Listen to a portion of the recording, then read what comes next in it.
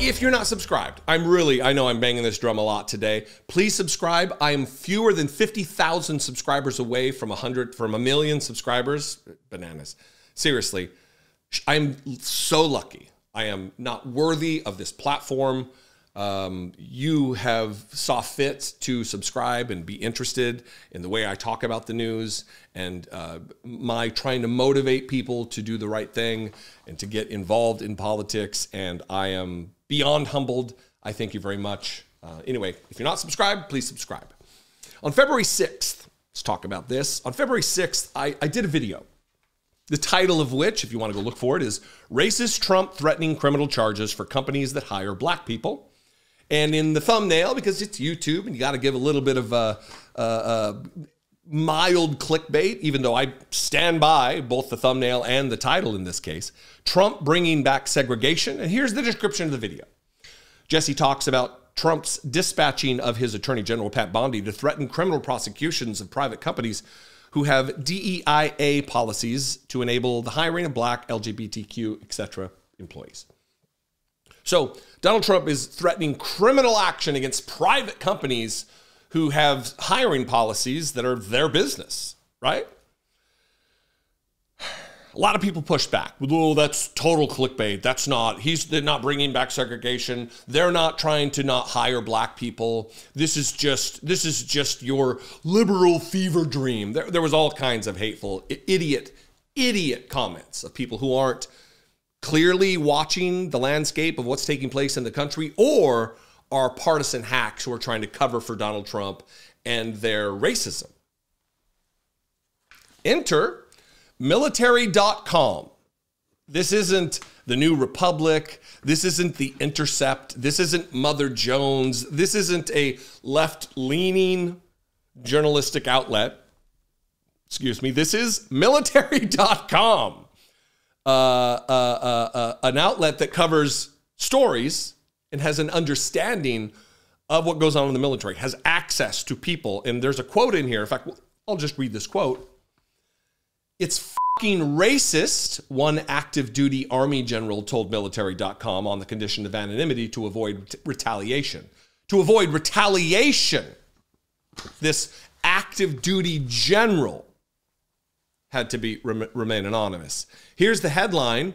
Military drops recruiting efforts at prestigious Black Engineering Awards event.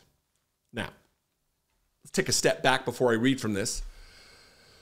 The narrative by Republicans, the narrative by Donald Trump and other racists, yes, other, including him, others who are racist, is that DEI just wants to hire any Black body, whoever. Just, get them in there. They're Black. That's good enough. They act as though qualification has nothing to do with it. That it's just the color of your skin. And that actual qualified white people get boxed out of jobs so that an unqualified Black person or gay person or trans person or woman or name your hated group by Republicans so they can get the job. That's what they would have you believe, right? So why, in this case, would they pull out of a prestigious Black engineering event that I think they said was like ripe with talent? It's the most dense talent venue or something like that is how they describe it. You're turning down the possibility of hiring wildly talented, wildly intelligent, wildly skilled candidates for jobs within the military only because they're Black. It's the reverse of what they claim because they're liars. They're racist, white supremacists. They've allowed the white Christian nationalist agenda to take hold, and now they have Pete Hegseth, a white supremacist, as the Secretary of Defense to put this into action. And as I talked about in a previous video, the makeup of the military is just about 50-50 white and then minority groups, Latino, Asian, Black. Roughly 50-50. I think it was 49.6% Black and Latino, Black and brown folks, right? Here's the article. The Army and other service branches are abandoning recruiting efforts at a prestigious Black engineering event this week, turning down access to a key pool of highly qualified potential applicants amid President Donald Trump's purge of diversity initiatives in the military.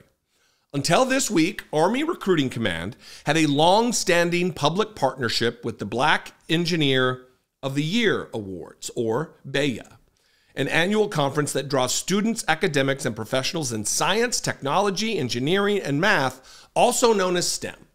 The event, which takes place in Baltimore, oh no, that's a historically very Black city. I see why they wouldn't want to go. Very scary for white Republicans. Ooh. Yeah. The event, which takes place in Baltimore, has historically been a key venue for the Pentagon to recruit talent, including awarding reserve officers training corps scholarships and pitching military service to rising engineers.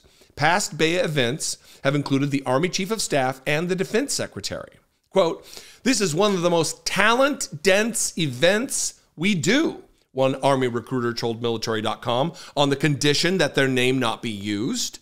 "Our footprint there has always been significant. We need that talent," says a subject matter expert, a military recruiter. We need that talent, whether they be Black or white. These are talented, qualified, skilled individuals.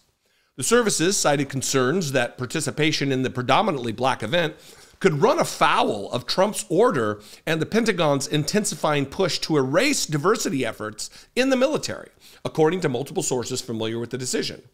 Defense Secretary Pete Hegseth on January 31 ordered that Black History Month, Women's History Month, and others were officially dead, quote unquote, and that the military would no longer mark them. Quote, "In compliance with the Department of Defense and Headquarters Department of the Army guidance, U.S. Army Recruiting Command will not participate in the upcoming BEYA event," Madison Bonzo, a service spokesperson, said in a statement to military.com. Quote, "Service members and civilians are permitted to attend this event in an unofficial, personal capacity if they choose to do so." The Navy, Air Force, and Space Force also pulling out of the event. And then down here, additional recruiting events tied to specific racial or gender groups are also likely to be scrapped, two defense officials told military.com. That includes other conferences and career fairs with thousands of participants, thousands of qualified, highly skilled participants. So what's the reason? They're Black. Are they qualified? Yes. Are they highly skilled? Yes. Are they sought after? Yes. Would they benefit the military? Yes. But because they're Black, this is where the rubber hits the road, folks. Are they skilled? Yes. But are they Black? Yes. Disqualified. We're not even going to look at them. We're not going to seek them. We're not going to try to recruit them because they're Black, in spite of the fact that they're qualified, in spite of the fact that they have a specialization, a skill set that is wildly needed by our government. But because they're Black, they're not being hired. And we're going to finish with that quote I read earlier. "It's fucking racist," one active duty Army general told military.com, "on the condition of anonymity to avoid retaliation. For the Army now, it's Blacks need not apply, and it breaks my heart." That's not coming from me. That's not coming from me, critics who said, "Oh, Donald Trump's not in it for the segregation." You're just lying. You're a libtard. Hurt me there. A U.S. Army general, someone who he hadn't been there, they hadn't been there, whatever they are, a woman or man, hadn't been there for 15 minutes. They've likely been there for 30 years. They are also a subject matter expert, YouTube troll. You are not. You are an armchair moron who supports a fascist. You're just lying, libtard. Fantastic. I stand by my earlier video from February 6th, and I'm adding to the pile of evidence here. This is the agenda. The Republican Party is the most organized, most effective white supremacy organization on the planet. And they're going to ruin our military. They're going to decrease its numbers. Anyway, all of the things that you can extrapolate from what kind of deleterious effects this will have on military readiness, on our security posture on a global stage. What do you think? I invite you to this conversation. You can comment below. You can also call the voicemail line, 714-576-4054. Absolutely, I encourage you to email daily@dollemore.com. Subscribe, that's very important. And also, if you want to help support this work and help me produce these videos, join the team remotely. You know, Republicans hate remote work. You can do remote work. Become a channel member for $2 a month. Click the join button, see what's involved to become a channel member. Patreon.com/IDoubtIt podcast is another way. I appreciate it very much. Go check out dollemore.com. There's stickers and merch and totes and coffee mugs. I don't have a coffee mug. Not these, but, you know, logoed ones. Anyway, I love and appreciate you very much. I'll see you next time. Be genuine. Take care of one another.